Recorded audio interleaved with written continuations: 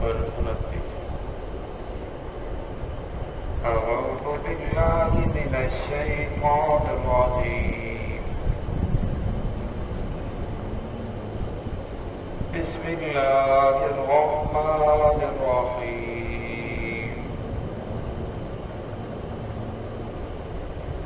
یوم تجد کل نفس ما عملت من خیر محضرا وما عملت من سوء تود لو أن بينها وبينه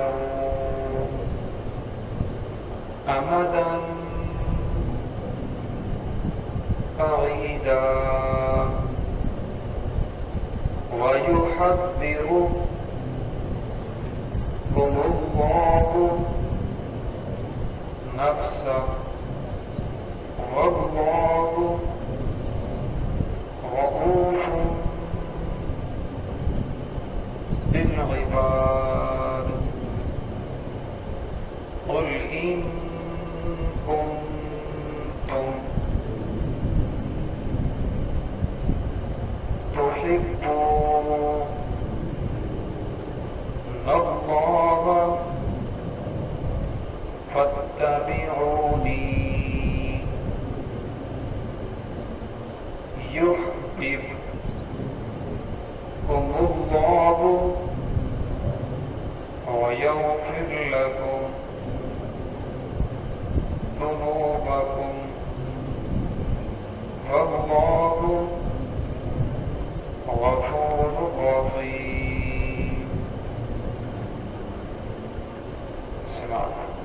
بسم الله الرحمن الرحيم۔ يوم تجد كل نفس ما عملت من خير محضرا وما عملت من سوء تود لو أن بينها وبينه أمدا بعيدا ويحذركم الله نفسه والله رؤوف بالعباد۔ قل إن كنتم تحبون الله فاتبعوني يحببكم الله ويغفر لكم ذنوبكم والله غفور رحيم۔ یوم تجد کل نفس ما عملت، اس دن پائے گا ہر نفس ما عملت جو اس نے عمل کیا، من خیر بہتر میں سے، محضرا اسے وہ حاضر پائے گا، وما عملت من سوء اور جو کچھ اس نے برا عمل کیا وہ بھی وہاں اس کے سامنے موجود ہوگا۔ تود لو ان بینہا و بینہ، پسند کرے گا اس وقت انسان کہ اس کے اور اس کے نامہ اعمال کے درمیان امدا بعیدا ایک لمبی مسافت ہو۔ ویحذرکم اللہ نفسہ، اللہ رب العزت تمہیں ڈراتے ہیں اپنے عذاب سے۔ اللہ رؤوف بالعباد، اللہ رب العزت شفقت کرنے والے ہیں اپنے بندوں کے ساتھ۔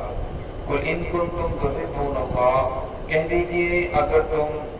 اللہ تعالیٰ سے محبت کرتے ہو، فاتبعونی تو پھر تم میری اتباع کرو، یحببکم اللہ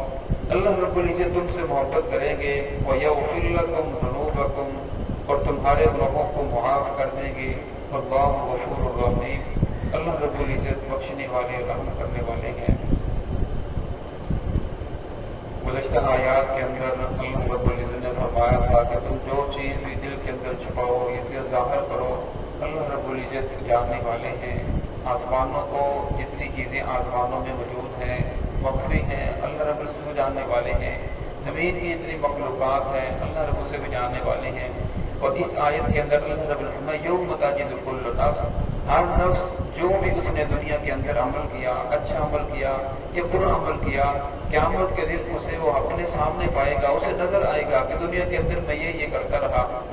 دنیا میں ایسا بھی ہوتا ہے، بعض مرتبہ ہم نے بہت سارے ایسے کام کیے ہوتے ہیں لیکن ہمیں بھول جاتا ہے، جب وقت آتا ہے تو ہمیں یاد نہیں رہتا کہ میں نے یہ کام کیا ہے یا نہیں کیا۔ اور میں قیامت کے دن وہ آدمی پڑا ہوا ہو یا نہ پڑا ہوا ہو، اور میں جس وقت میدان محشر لگا ہوگا، جب نامہ اعمال اس کے سامنے آئے گا، تو جو آدمی دنیا کے اندر اپنا نام لکھنا نہیں جانتا وہ بھی اپنے نامہ اعمال کو پڑھ سکے گا۔ جس کا دنیا کے اندر حافظہ کمزور تھا اس کا حافظہ بھی وہاں بالکل تیز ہو جائے گا۔ اس وقت اللہ رب شاہ فرمائیں گے اقرأ کتابک، پڑھ اپنے نامہ اعمال کو،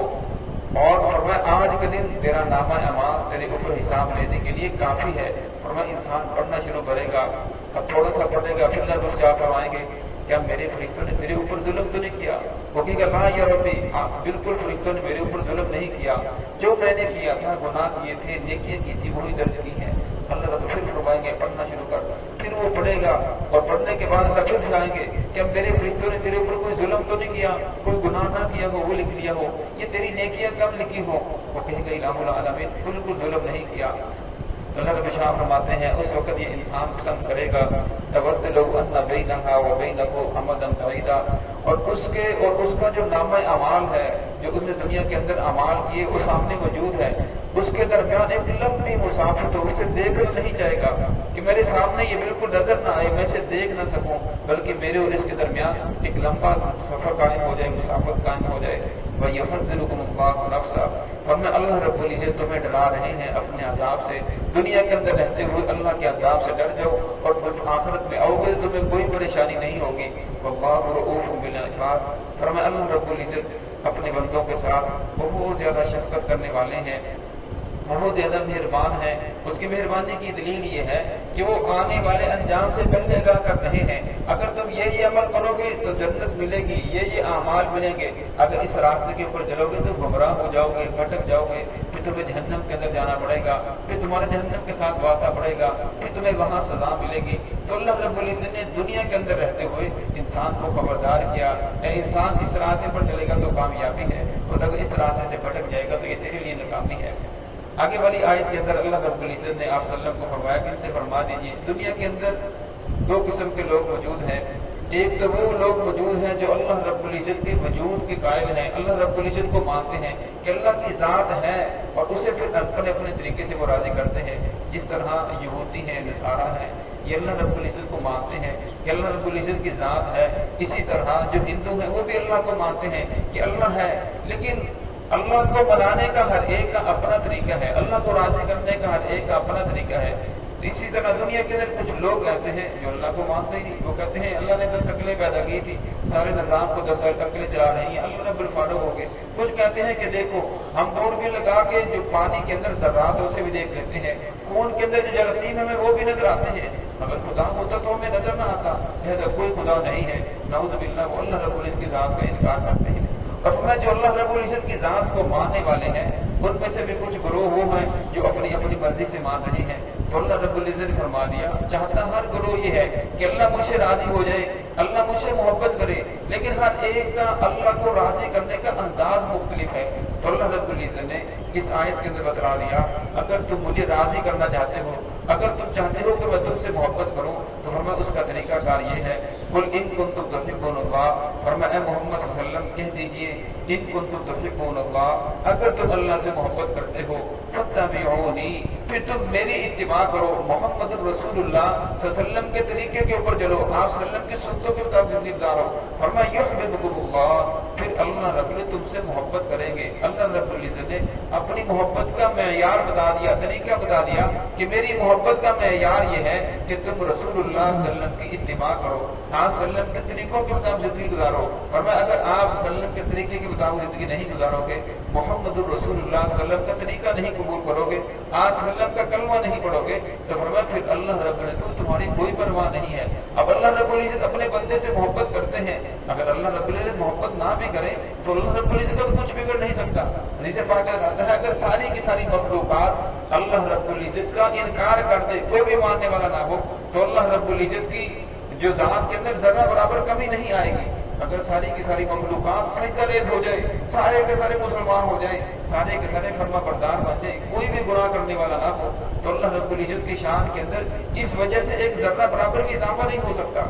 بندہ ہر قدم میں اللہ کا محتاج ہے، بولنے کے اندر اللہ کا محتاج ہے، دیکھنے میں اللہ کا محتاج ہے، ہر سانس میں اللہ کا محتاج ہے، چلنے میں اللہ کا محتاج ہے، دیکھنے میں اللہ کا محتاج ہے۔ جب اللہ رب العزت آنکھوں کی بینائی ختم کرتے ہیں، آنکھیں تو موجود ہوتی ہیں لیکن نظر نہیں آتا، ہاتھ موجود ہوتے ہیں لیکن پکڑ نہیں سکتا، کان موجود ہوتے ہیں لیکن سن نہیں سکتا، پاؤں موجود ہوتے ہیں لیکن چل نہیں سکتا، زبان موجود ہوتی ہے لیکن بول نہیں سکتا۔ ورنہ اللہ رب العزت نے سب کچھ انسان کو عطا فرمایا ہے، لیکن اللہ رب العزت بندے کے محتاج نہیں، بندہ ہر کام کے اندر اللہ رب العزت کا محتاج ہے، اور بندے کے اوپر یہ واجب ہے